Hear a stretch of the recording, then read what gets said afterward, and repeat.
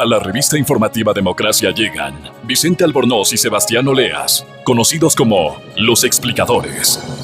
Para presentarnos, Clarito está. Nos explican en sencillo las cosas difíciles de entender. En XFM y Democracia M da inicio Clarito está. Bienvenidos, estamos aquí en Clarito está, el programa en que hablamos de economía. Hoy día, Sebastián Oleas y Vicente Albornoz, como todos los miércoles, les damos la más cordial bienvenida y les deseamos unos agradables 30 y ¿cuántos minutos son? Más o menos son 34 minutos. 34 minutos en este programa en que hablaremos de economía. Sí, eso, trataremos de hablar de eso. Sebastián, tú nos tienes el dato de la semana. Sí, arranquemos con el dato de la semana, 66. ¿66 qué? 1,000 millones. 66,000 millones. Eso es 8 veces la población del planeta. Sí, podría ser. ¿U $8 por planeta? ¿Por habitante del planeta? Sí. O un 66% del PIB del Ecuador, más o menos, del año pasado. Más o menos, sí. Sí. O sea, 2/3 partes del PIB del Ecuador. ¿Estamos hablando de dólares? Son 66,000 millones de dólares, exactamente. Ya. Pero no es nada de eso. Ya, no es $8 por habitante. No es $8 por habitante. O sea, sí es, pero no es de lo que quiero hablar. Ok. Y de lo que quiero hablar es básicamente la oferta que lanzó la firma alemana Bayer por Monsanto. A ver, la semana pasada, bueno, ya venía rumoreándose desde hace un buen tiempo, pero la semana pasada, el 14 para ser exactos, Bayer ofreció a los dueños de Monsanto, o sea, a los accionistas de Monsanto, que es una empresa de temas agrícolas, ¿no? Tiene varias cosas. Es agroindustrial, tiene temas químicos y tiene también biotecnología. Ya. Sí, es norteamericana. Pero básicamente Bayer ofreció a los dueños de Monsanto comprarles la empresa por el equivalente a 66,000 millones de dólares. Que es básicamente $128 por acción. Es más o menos el equivalente a lo que produce el Ecuador en un año normal entre enero y agosto. Sí, pues sí, enero y agosto, sí, exactamente. Si produjéramos de forma... Sí, pero sí, básicamente eso es lo que ha hecho. ¿Y por qué es importante? Porque hasta la fecha, históricamente, es la mayor oferta en efectivo para adquirir una firma a nivel mundial. Nunca nadie ha ofrecido tanta plata. No, y de hecho, o sea, sí, probablemente sí han existido otras negociaciones u otras adquisiciones. Pero no en efectivo. Pero no en efectivo. Aquí van a poner... Pero es que es un montón sotototote de plata lo que están ofreciendo Bayer por Monsanto. Sí. Claro, es una cantidad inmensa. Sí, y de hecho, o sea, si se concreta esto, sería la transacción en efectivo después de la que se hizo en el 2008, en la que el grupo InBev ofreció y pagó 60.4 mil millones de dólares por Anheuser-Busch, que es otro cervecero. Okay. Son grupos cerveceros aquí. O sea, sería el anterior récord de 60.4. 60.4 mil millones de en 2008. Y ahora tenemos 66,000 millones de dólares. Sí. Entonces, aquí la idea es que este consorcio farmacéutico, bueno, no solamente tiene negocios de farmacia, Bayer, tiene productos al consumidor, tiene productos para animales, tiene productos agrícolas y entre estos fungicidas, herbicidas e insecticidas, ¿sí? Y esta parte es la que sobre todo le interesa a Bayer. O sea, fusionar esta parte del negocio con lo que hace Monsanto. Porque básicamente Monsanto lo que se dedica a hacer tiene semillas modificadas genéticamente, tiene, ¿cómo se llama? Herbicidas también, que están especialmente diseñados para proteger a estas semillas genéticamente modificadas. ¿Les debe sonar a nuestros oyentes del glifosato? Sí. Eso es producto Monsanto. Es producto de Monsanto. Sí. El agente naranja. El agente naranja de la guerra de Vietnam. De la guerra de Vietnam, producto Monsanto. Ya. Sí. Ok, son dos empresas La enormes. hormona bovina recombinante, eso obviamente a muchas personas no les suena, pero básicamente era una hormona que les podías poner en las vacas y hacía que estas vacas produjeran entre 11 y 16% más de leche. Ya. O sea, Monsanto, si tiene algo de característica, es que es una firma bien controversial con las cosas que hace. En algún momento tuvieron un producto que se llamaba las semillas Terminator. Ya. Y estas semillas eran semillas estériles. Ya, que germinaban una vez, daban frutos. Y claro, pero no solamente eso, sino que podían mezclarse genéticamente con otras semillas y transmitirle esa característica a esas semillas. Caray, peligroso. Exacto. Ya, pero a ver, estamos hablando de dos enormes empresas. Sí, bueno, ya que le dimos mala fama a Monsanto, digamos que en algún momento, Bayer produjo la aspirina, inventó la aspirina. Claro. Y la heroína. Producto muy importante, la aspirina. En serio, la gran epidemia de influencia de 1918, la famosa influencia española, se curaba con aspirina. Claro. Aspirina era... O sea, básicamente les daban para controlar los síntomas, ¿no? Claro. También fueron inventores de la heroína. De la heroína. Ya. Y en algún momento, entre el año 1934 hasta el final de la Segunda Guerra Mundial, formaron parte del innombrable grupo IG Farben. Ah, pero bueno, es que esos eran la empresa farmacéutica que hacía todas las cosas horribles de los nazis. De los nazis, empresas del gas Ciclón B. Claro, pero bueno. Bayer le metieron ahí. Le metieron ahí y después, bueno, se disolvió IGB Farben y Bayer surgió nuevamente. Ya. Entonces, bueno, para que no solamente. Algo que encontré es que Monsanto fue la primera empresa que fabricó y vendió masivamente LEDs. LEDs de luz. LEDs, los luces, claro. Ya, los diodos de luz. Los diodos emisores de luz, básicamente. Interesante que sea Monsanto quien hizo eso. Pero en todo caso, esta fusión entre dos empresas no es... O sea, hay mucha discusión al respecto. Y hay mucha discusión por el mismo hecho de que tienes este gigante farmacéutico, que es relativamente grande, y esta firma que tiene mala reputación, que se fusionaría. Pero la discusión no es sobre eso, sino sobre si realmente van a tener control o poder de mercado. Que esa es un poco la discusión. De crear esta mega firma. Pero no la tienen fácil. Por ejemplo, si para que se apruebe esta fusión, van a tener que sortear o ganar la aprobación de cerca de 30 jurisdicciones en el mundo. Ok, pero vamos a ver. Tienen que aprobar que, por ejemplo, la Autoridad Antimonopolios de Estados Unidos... Correcto. ...dé una luz verde. Correcto. Luego tendrán que irse a la Autoridad Antimonopolios de Europa y pedir lo mismo, una luz verde. Y supongamos que en Japón también. Y en cada una de estas jurisdicciones... En total, 30 países o jurisdicciones en los cuales tendrán que pedir la luz verde para fusionarse. Exacto. ¿Por qué? Porque cuando dos empresas tan grandes se fusionan, pueden, no necesariamente lo hacen, pero pueden ser un problema para la competencia en el mercado. Exactamente. Y de hecho, se anticipa que muchos de los reguladores, entre las cosas que los reguladores dirán es que si se llegan a fusionar esta nueva empresa, que no sabe todavía cómo se va a llamar, y de hecho Bayer dice que Monsanto está abierto a deshacerse del nombre. ¿Sí? Ya. Que puede ser algo que puede afectar a la reputación de Bayer por toda esta historia que tiene. ¿Sí? De hecho, se estima que los reguladores deberán obligar a la firma a deshacerte de ciertos activos. Ciertas marcas. Marcas y manejo de semillas, sobre todo lo que tiene que ver con soya, algodón y canola, por ejemplo. Ya, qué complicado. Pero este es un caso interesante porque hoy día vamos a hablar, más adelante vamos a hablar de empresas. De empresas y de la globalización. Y como un poco estas empresas terminan... Pero esto es una cosa que, claro, son números inmensos, ¿no? Son empresas con valoraciones enormes. Fíjese, la empresa vale 2/3 de lo que el Ecuador produce en un año, ¿no? Claro, y ahí hay que ser cuidadoso. Eso es básicamente lo que Bayer ha ofrecido por Monsanto. Monsanto puede decir, bueno, pero pague más. Pague más. De hecho, si supongamos que ya están todos de acuerdo, empiezan a hacer los trámites y por alguna razón alguna de estas jurisdicciones dice la fusión no es posible. El contrato especifica una cláusula en la cual Bayer le tiene que pagar $2,000 millones a Monsanto. ¿Por qué no resultó el negocio? Porque alguien no lo dejó. Porque no resultó el negocio. Entonces son como números grandotes esto, ¿no? Sí. Sí. Ok. Y lo último que quisiera decir, uno de los temores de los accionistas de Bayer, de los propietarios de Bayer, que es una empresa transada en el mercado, claro. Es que es grande. Es que este interés de Bayer, del grupo Bayer, de adquirir Monsanto, haga que se pierda interés o se pierda enfoque en el sector farmacéutico y haga que la firma pierda valor. Y de hecho ya esa preocupación se ha trasladado en el valor de las acciones de Bayer y de Monsanto porque han ido a la baja. Y es algo que se conoce como, si quieres, la maldición del ganador. O sea, piensas que este activo vale más de lo que realmente vale porque piensas que va a hacer grandes negocios y al final del día... Lo sobrepagas y al final no resulta tan buen negocio. Pero bueno, simplemente era para decir que negocios grandes en el mundo se hacen y este particularmente...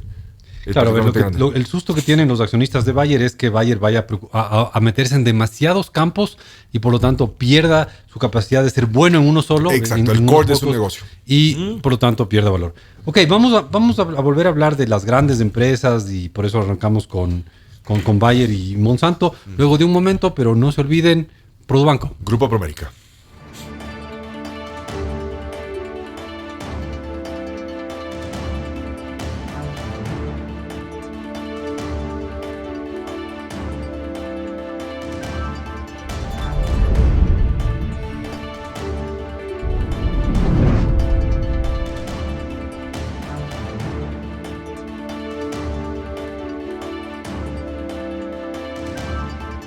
Volvemos, amigos, estamos en Clarito Está, estamos hablando de grandes empresas y vamos a entrar a hablar también de globalización. De globalización, de empresas grandes y el rol que están teniendo las empresas gigantes. Y les contábamos para como entrada, como preámbulo. Sí. Como preámbulo. Como abreboca de esto. Un caso concreto, la empresa Bayer ha ofrecido pagar la impresionante suma de 66 mil millones de dólares por la empresa Monsanto. Y lo que se estaría creando si las dos empresas llegan a fusionarse, que sería lo que ellos están buscando, es una enorme empresa... Fármaco agroindustrial, si quieres. Sí, farma, agrícola, ganadera, humana. Claro, y ojo, no es la primera fusión de este tipo que ocurre. El año pasado una empresa china estatal compró una empresa similar a lo que hace Monsanto, una empresa suiza. Yeah. Entonces, por un lado estaba el tema agrícola y, digamos, insecticidas, pesticidas, y esta firma china adquiere a esta firma suiza, que es especialista en temas, digamos, genéticos y de cultivos. Yeah. Entonces, básicamente, Bayer lo que está haciendo es seguir un poco lo que están haciendo sus competidores. La onda del mercado. Sí, para no quedarse atrás. Y aquí hay un argumento. Los precios de las semillas están lo más bajo históricamente. Yeah. Es un negocio muy deprimido. Entonces, las firmas que se dedican a esto tienen que buscar potenciar su negocio. Y en esto Monsanto ha sufrido un poco en el negocio. Ya, de acuerdo. Entonces, explica un poco, no necesariamente justifica, pero explica un poco la razón por la cual. Inmensa fusión. Exacto. De acuerdo. Ahora, ¿qué tiene que ver esto con la globalización? Ahora, este fenómeno de empresas gigantescas, de estas multinacionales, es como una consecuencia de la globalización. Ya. Sí, entonces, por ahí quería conectar. Y básicamente quería partir, en el último ejemplar de The Economist, tuvieron un número especial sobre las empresas gigantescas y las características de esas empresas enormes, cómo afectan al mercado mundial. Y el artículo se llama Un problema gigante y tiene que ver con las empresas gigantes. ¿Sí? Entonces, colosos corporativos que tanto al mismo tiempo amenazan la competencia y sobre todo la legitimidad de muchos de sus negocios. Y de eso quisiera hablar un poquito más adelante. Okay. Sí. Y esto básicamente es en el contexto de la globalización. Ok, es un tema interesante y distinto. Vamos a analizar las grandes empresas en el mundo. Sí. Y hasta dónde eso es complicado para el mundo. Para el mundo, para gente como tú y yo, que básicamente no estamos metidos en este negocio de las mega empresas, para países pequeños, para empresas en países pequeños y potenciales competidores. Y no solamente eso, inclusive para los gobiernos. Y lo vamos a puntualizar un poquito más adelante. ¿Sí? Ok. Entonces, como decía, esta fusión, si es que ocurre, como han ocurrido muchas otras, es un ejemplo más, un capítulo más si quieres, en la globalización. Y si te parece, partamos definiendo lo que es globalización así de forma genérica. Sobre todo para lo económico. Sí, entonces básicamente una creciente integración e interdependencia de las economías nacionales, regionales y locales alrededor del mundo a través de una intensificación del movimiento a través de fronteras, bienes, servicios, tecnología y capital. Entonces, entra todo aquí, ¿no es cierto? Tienes fusión de tecnologías. Integración e interdependencia de casi cualquier cosa en el mundo. De cualquier cosa. Y también fusión de capitales. O sea, tienes empresas que son transadas en los mercados, grandes empresas que se fusionan y generan una empresa mucho más grande y que tiene impacto global. Que es lo que habíamos dicho, que si es que va a ocurrir esta fusión, deberían buscar aprobación en 30 jurisdicciones, ¿no es cierto? Ya. Ahora, el tema de la globalización no es nuevo. No es nuevo. En realidad, desde la época de los grandes exploradores del siglo XVI, del siglo XV. Inclusive antes. O sea, si tú empiezas a pensar, obviamente, globalización entendido como alrededor del globo, quizás no, pero tú tenías como circuitos comerciales, circuitos de intercambio regionales, o sea, del norte de Europa, tenías del sur de Europa, tenías la zona de influencia de China y sus países. Estoy hablando de, no sé, hace 4.000 años inclusive, ¿sí? Donde había intercambios comerciales, ¿sí? Y bueno, esto cada vez ha ido fusionándose más del mundo, conectándose más del mundo. Hubo una gran ola de integración hacia la época del descubrimiento de América, más o menos. Claro, ahí tienes todo el surgimiento de los grandes imperios, ¿no es cierto? El imperio español, el imperio británico, extendiendo sus colonias alrededor del mundo. Al mismo tiempo tienes los comerciantes portugueses y holandeses. Extendiéndose por todo el mundo. Los prestamistas europeos, sobre todo en Venecia, por ejemplo, financiando todo esto. Prestamistas alemanes financiando. Bueno, es famoso que en el siglo XV ya los financistas alemanes dieron el capital para los primeros ingenios azucareros en Cuba. Por ejemplo. Sí. O los holandeses financiando las expediciones de Cristóbal Colón y otros. Entonces. De acuerdo. Sí. Entonces, perdón. Pero en sí el tema de la globalización así moderna, como podríamos entenderlo, es lo que ocurre básicamente a partir de 1860, siglo XIX, plena revolución industrial. Claro, el transporte a vapor, las comunicaciones, varias cosas, ¿cierto? El telégrafo, las comunicaciones más rápidas. El desarrollo, por ejemplo, de la industria hidrocarburífera, la explotación ya industrial del petróleo y como consecuencia luego el desarrollo del motor de explosión de combustión interna, por ejemplo. Claro, tienes mucho más facilidad para comunicarte, para mover cosas, para construir cosas más grandes. Y aquí digamos, Inglaterra y el Reino Unido toman un rol preponderante, ¿sí? Por ejemplo, y esto creo que es interesante, en 1956 se inventa el container. ¿El container es tan antiguo? 1956. Tiene 60 años. 60 años. O sea, podríamos celebrarle. No voy a buscar la fecha exacta para celebrar el cumpleaños del container. Pero la invención del container revoluciona el comercio internacional. Pues. Te facilita, te estandariza. Totalmente. Totalmente dinamiza, destruye ciertos empleos de los cargadores, digamos, de la gente que desplazaba carga. Estibadores. Los estibadores, muchas gracias, la palabra apropiada. Y, claro, destruye empleos. También destruye el control de ciertas mafias. También, claro. Sí, porque no controlas personas, sino máquinas. Así que eso. Con la globalización llegan cosas como el GATT, que es por ejemplo, este acuerdo generalizado de tarifas y aranceles. Y aranceles, muy bien, muchas gracias. Que fue sucedido por la OMC. La OMC, de Comercio. Fondo Monetario Internacional, Banco Mundial, en Bretton Woods, en los años 40. Todos estos son, digamos, movimientos globalizadores, ¿sí? Claro. Y bueno, tuvimos en el 2008 una crisis en la que no hubiera existido si no estuviéramos tan globalizados. Claro, y de hecho, se puede medir que una de las consecuencias de esta crisis del 2008 es una desaceleración en la globalización. Claro que sí. ¿Sí? O sea, se reducen los intercambios comerciales, se reducen inclusive las telecomunicaciones o la frecuencia de las telecomunicaciones. Y esto se puede medir, por ejemplo, porque cae el uso, por ejemplo, de Skype, cae el uso de llamadas internacionales. Claro, pero eso es una crisis tremendamente globalizada porque empezó en un mercado específico en Estados Unidos, el mercado de préstamos hipotecarios en Estados Unidos, y se expandió al mundo entero. Y en el fondo todavía no salimos. No, yo creo que no, todavía. Y yo creo que todavía podemos caer. Volver a caer otra vez. Volver a caer, sí. No seamos pesimistas, pero no es imposible. No es imposible. Sí, creo que todavía faltan temas. Ahora, si quisiéramos adentrarnos un poco en qué es lo que produce la globalización, y es para llegar a esta idea de las mega empresas. Entonces, vamos ciertos pasos. Entonces, por un lado, la evidencia dice que la globalización ha producido, al menos a partir del siglo XIX en adelante, la globalización ha producido reducción de la pobreza. Bueno, eso es evidente, ¿no? A nivel mundial. Tú ves los niveles de pobreza que había en el año 1800. Y lo que hay ahora es la humanidad entera ha dado miles de saltos enormes. Claro, de hecho, estoy leyendo un libro de Angus Deaton que se llama El Gran Escape. Ya. Y Angus Deaton es del Nobel del año pasado en Economía. Ok. Que de hecho debe estarse por nombrar el nuevo ahora en octubre. Cierto. Se va a nombrar. Estamos a portas de... A portas, ya haremos un programa. Ya haremos un programa sobre quién gana el Nobel este año. Angus Deaton es un economista escocés. Y él parte...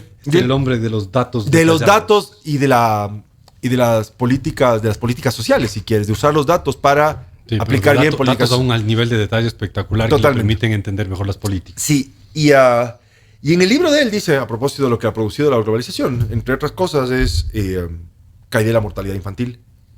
Sí, antes los niños no superaban un gran importante...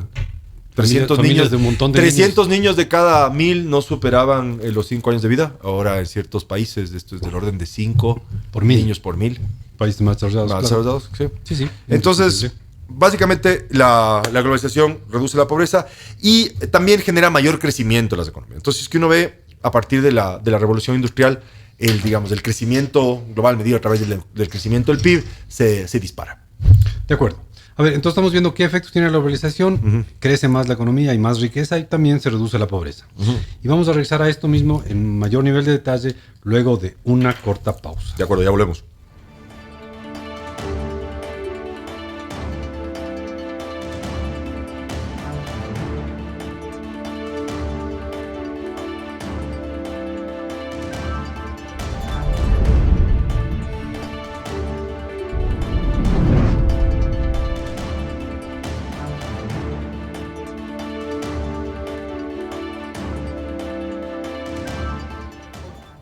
Volvemos, amigos, aquí a Clarito está. Estamos hablando de la globalización y las grandes empresas. Ya vamos a conectar las dos cosas. Sí, claro, para que nos vean que hablamos primero de grandes empresas, después de globalización.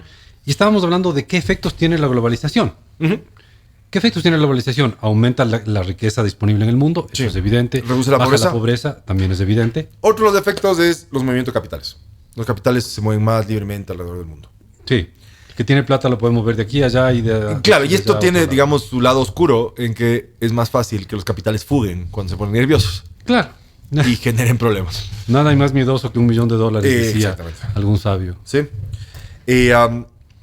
Otro de los efectos de la globalización ha sido el aumento de la desigualdad dentro de los países. Pero una reducción de la desigualdad entre países. Sí. Correcto. Entonces, en cierta forma, podemos decir que hay cierto nivel de convergencia. Convergencia es que varios países se van acercando en términos, digamos, de calidad de vida, digamos. Pero en ciertos países y dentro de ciertos países se incrementa la desigualdad. Claro, porque en todos estos procesos hay ganadores y hay perdedores.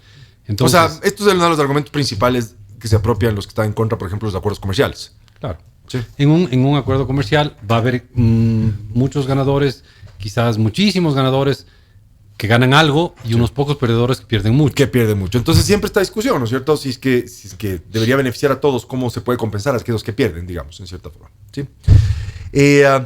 Otra de las consecuencias de la globalización son el surgimiento de paraísos fiscales. Claro, para escaparte dentro del mundo globalizado, escaparte de los impuestos. De los impuestos, entonces te vas a otros países. Y vamos a entrar más en detalle de esto. Cambios culturales. Claro, porque estás más conectado y expuesto a ideas distintas, externas. O sea, gracias a la globalización, Gangnam Style. Claro, o por eso es que de aquí a que es mes y medio, algo así, aquí vamos a festejar, ¿cómo se llama? Halloween. Exactamente. El Día de la Bandera. Día de la Bandera. Del escudo. Del escudo y Halloween. El Día del escudo vamos a celebrar Halloween, entonces. Esas cosas es parte de la globalización. Sí. Migración también. Flujos migratorios importantes en varias direcciones. Aunque eso no ha sido de las principales características de la globalización. No, se ha facilitado mucho más el movimiento de capitales que de... Sí, no, totalmente. O sea, no es que... Igual se mueven las personas. Con la globalización se mueven las personas. Quizás menos rápido y con menos facilidad que el capital, pero se mueven las personas. Y finalmente está este efecto de la globalización, que es el que tiene que ver con las corporaciones multinacionales. Ya. Que tienes... No son empresas que están afincadas en un país, sino que tienes empresas que tienen impacto global. Están en muchos países al mismo tiempo. Y por lo tanto, como la Bayer y Monsanto... Están en 33 países las dos. Están, claro, en 30 países. Al menos dos. Están al menos en 30 países donde tienen que... Están las dos. Exactamente. Porque si es que en un país está solo una, no pasaría nada. Pero si en un país están las dos, necesitan... Ajá. Y no han ser unos... No son 30 países, son 30 jurisdicciones. 30 jurisdicciones. Una de esas es de Europa, que tiene 27 países, si no me equivoco. Exacto. Entonces están en casi 50 o más de 50 países en el mundo las dos. Y claro, y entre los argumentos en contra, digamos, no en contra de las multinacionales, sino las multinacionales como una consecuencia de la globalización, están todos estos argumentos a favor por ejemplo, del comercio justo. Ya. ¿Sí? Porque ¿qué es lo que hacen las multinacionales? O sea, tienen su... Compran barato, buscan... Lo más barato que puedan. Buscan lugares donde puedan producir barato también. Sí. Y buscan sitios donde puedan vender muy caro. Y se quedan con la diferencia. Exactamente. Y de eso vamos a entrar en este momento, ya conectando la idea con lo que plantea The Economist, con el problema gigante, giant problem. Ya, ok. Sí. Entonces, bueno, eso es lo que ha causado la globalización, ¿no? ¿Y cómo juntamos esto con las grandes empresas? Este artículo se refiere a estas multinacionales que son gigantescas y que tienen impacto global. Sí. Te voy a mencionar algunas. Unas muy tradicionales como General Electric. Sí. General Electric es básicamente la fusión entre las ideas brillantes de Edison. Ya. Sí. Y el talento financiero de un gran banquero norteamericano. Fusionaron los dos. Se expandió la electricidad. Una inmensa empresa. Y ahora esta inmensa empresa sigue teniendo dominancia mundial. O los nuevos, ¿no es cierto? Los nuevos como por ejemplo Samsung. Ya. Empresa coreana que está en todas partes, que fabrica autos, electrodomésticos, teléfonos. Ok. Tiene una rama impresionante de productos. Apple, Google, Facebook, Twitter. Por cierto, escríbanos al Twitter. Pero bueno, más grandes son Apple y Google, ¿de acuerdo? Facebook, también podrían mencionarnos algo en Facebook. También tenemos un Facebook aquí. Ah, sí, también tenemos. Sí, escríbanos a Facebook también. Y a Google, y a Twitter. Y en Twitter somos @clarito está. @Clarito está, exactamente. Escríbanos @Clarito está. Y aquí aprovechemos para hacer un pequeño comentario a todos aquellos que ya nos han escrito últimamente. De acuerdo, Vicente. Por cierto, a Ivonne, muchas gracias. Qué gentil comentario. A Felipe también, qué gentil comentario. Ese día nos transmitió al día siguiente el programa. A la chica Velcro, un feliz cumpleaños atrasado. Ya, a ver, un agradecimiento especial a Santiago. En un programa hace dos semanas, me parece, preguntamos que quién gobernaba el Ecuador en 1694. Ajá. Y yo creía erróneamente que era Antonio de Morga. Pero Santiago MAA, un usuario de Twitter, nos aclara gentilmente que era Mateo de la Mata Ponce de León, quien gobernaba la Real Audiencia de Quito. Mateo de la Mata Correcto. Ponce León. Yo me equivoqué. Antonio de Morga realmente fue presidente de la Real Audiencia. Me equivoqué en 60 años casi. Vale. Fue en 1615. Pero presidente de la Real Audiencia. Fue buena la oportunidad para que nos corrigieran y aprender algo, ¿no? Fue cuando hicimos el programa ese de una alabanza a la dolarización, explicando aquellas cosas positivas, la transparencia que había traído. Y ahí contamos que la libra esterlina existía desde 1694. Y creíamos erróneamente que era, en esa época el presidente de la Real Audiencia de Quito era Antonio de Morga, pero no, nos aclaró Santiago MAA. Que era otro. Muchas gracias. Síganos escribiendo a @Clarito está y en Facebook también, Clarito está, programa de radio. Y volvemos entonces a las grandes empresas. Sí, que son básicamente uno de los efectos de la globalización.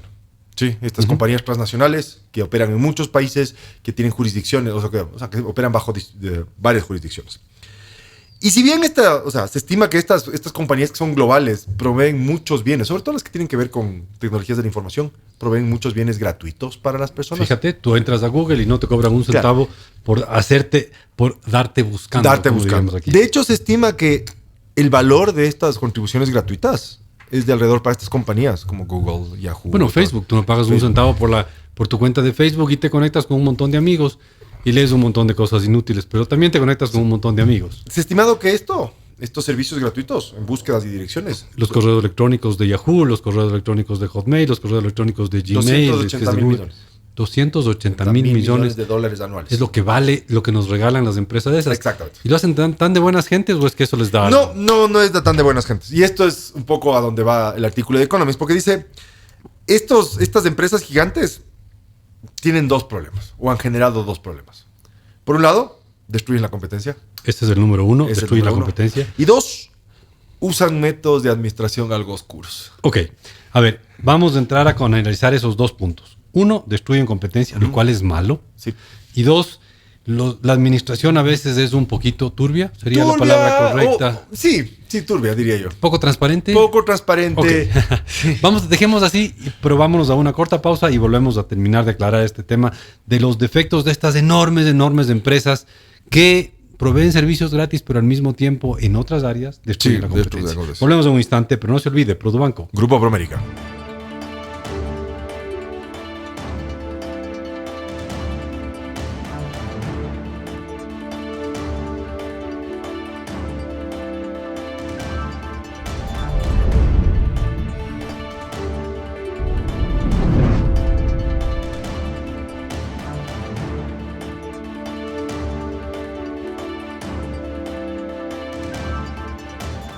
Amigos, volvemos aquí a Clarito está. Estamos hablando de, las grandes empresas, la globalización, la suma de las dos cosas, grandes empresas en globalización y qué efectos tienen para la economía estas inmensas empresas que, como bien decíamos hace un rato tú, nos dan a veces servicios gratis.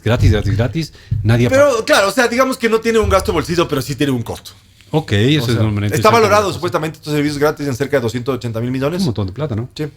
Pero bueno, nos dan sus servicios, pero al mismo tiempo son enormes. Sí. Por ejemplo, la gente que tiene teléfonos Android. ¿Oh? Esos teléfonos tienen un sistema operativo que es gratis.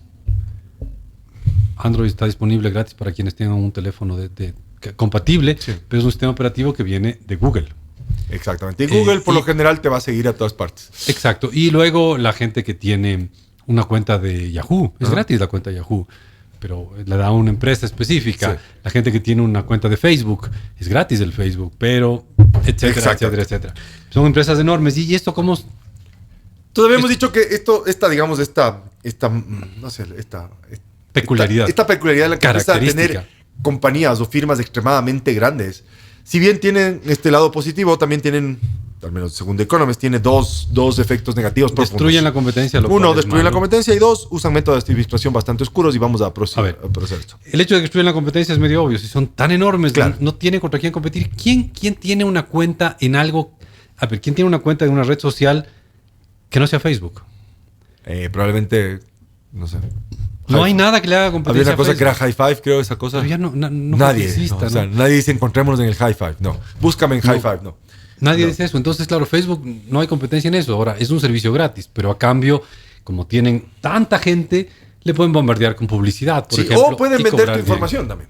Pueden vender tu información, todo eso. Entonces, para que te hagas una idea con respecto a la concentración, las fusiones y adquisiciones se han duplicado a partir del año 90. O sea, compañías juntándose entre muchas para volverse una compañía más grande, se han duplicado. Desde los en el años 90 se juntaron un cierto número de compañías, en el 91 también, claro, y las que se juntaron... La velocidad a la cual se están fusionando las compañías es el doble ahora de lo que era antes. ¿Sí? Entonces, si te fusionas, tienes menos compañías, menos compañías se volviendo más grandes.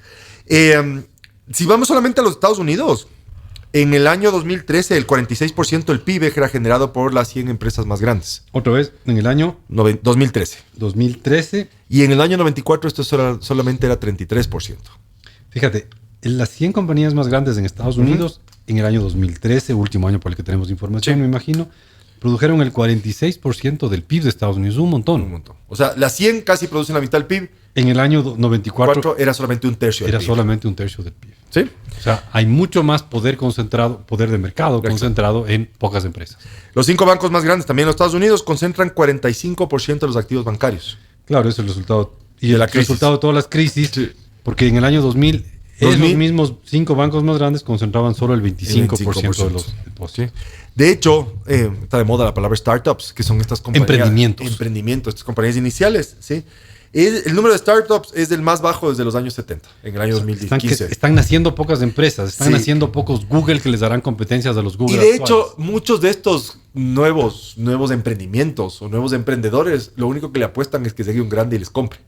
Claro, no es que piensan seguir creciendo y hacerles la competencia. ¿Sí? Entonces, por ejemplo, el caso de WhatsApp, por ejemplo. Y WhatsApp con Facebook, o YouTube y Google. O ¿cómo se llama? Waze, te fue comprado también hace poco por Google mismo. Entonces, aquí el argumento, y aquí son los que los pro libre mercado podrían decir que, bueno, dado que los costos de la tecnología están cada vez más bajos, podríamos esperar que se fomente la competencia. Pero el problema es que muchas de estas compañías de información, el negocio de esos es concentrar información, pues. No te sirve tener la información diseminada. Lo que quieres es ir acumulando información de tus usuarios, porque eso al final del día es la riqueza de tu firma.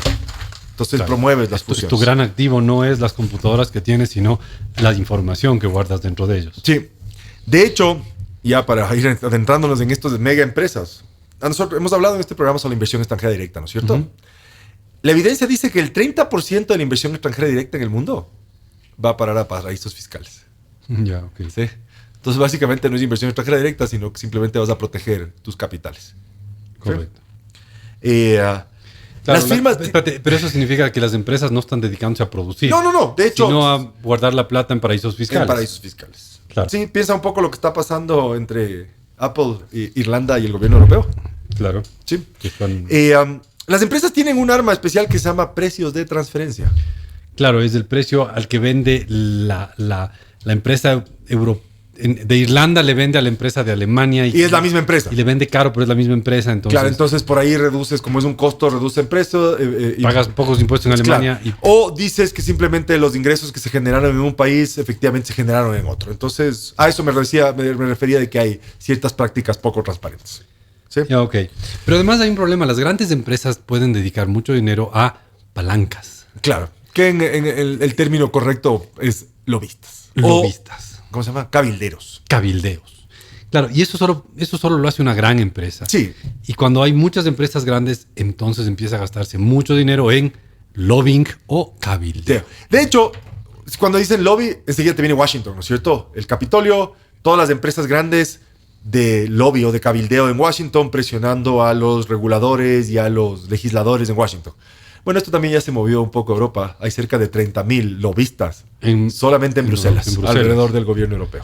Claro, o sea, ya hay una industria de esto. Pero eso es un montón de dinero que gastan empresas grandes y dinero improductivo, porque no están produciendo No están produciendo nada, sino que más muchas servicios, veces más bienes. están básicamente dedicando recursos a preservar privilegios o extracción o actividades rentistas. Entonces, las grandes empresas, caray, deberían dedicarse a producir y no a cuidar sus privilegios o a proteger sus ahorritos. Sí, y de hecho, esto cae mal por lo general con el público. Ya. Mencioné hace un momento el efecto de Apple, Irlanda y el gobierno europeo. Sí, o sea, Irlanda, o sea, Sí, Apple, están compañías bloqueados.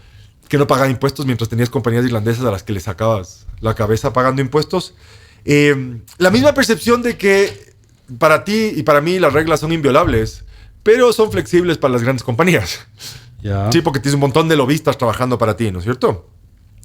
También se está generando problemas con la generación de empleos. O sea, para que te hagas una idea, los 3 grandes de Detroit. Los 3 grandes de Detroit son los 3 grandes mayores automotores. empresas que o sea, producían Ford, autos. GMC y Chevrolet. Se nos está acabando el tiempo, Sí, ya sé. pero- Déjame terminar esta idea. Los 3 grandes de Detroit en su época 1.2 millones de empleos para producir autos. producir autos. Ya. Los 3 grandes de Silicon Valley, Que son Apple, probablemente Google y Facebook. Sí. Sí, solamente generan 137,000 empleos. Claro, Y puedes ojo, generar- el valor de mercado de los 3 grandes automotores era 36,000 millones. El valor de mercado de los 3 grandes de Silicon Valley es de 1 millón de millones, un trillón. Un millón Ya. de millones. Entonces puedes generar enormes niveles de valor con poco empleo. Estás generando poco empleo. Y claro, podemos decir que son empleos de extremada calidad, son fantásticos estos Y empleos, productividad, muy bien, claro. y muy bien pagados, pero son pocos empleos. Son pocos.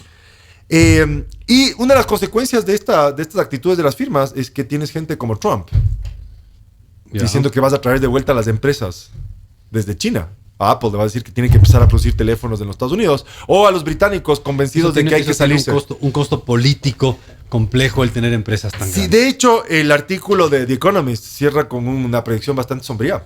Porque esta globalización no es nueva. O sea, ellos ponen un periodo de globalización importante donde además tienes el surgimiento de empresas, de mega empresas, digamos, entre los 1860 y 1917. Ya, antes de la guerra, claro. Claro. Ahí ¿cómo se llama? Las industrias que surgieron en el petróleo, la banca, la electricidad, ¿sí? Y el motor de combustión industrial, acero.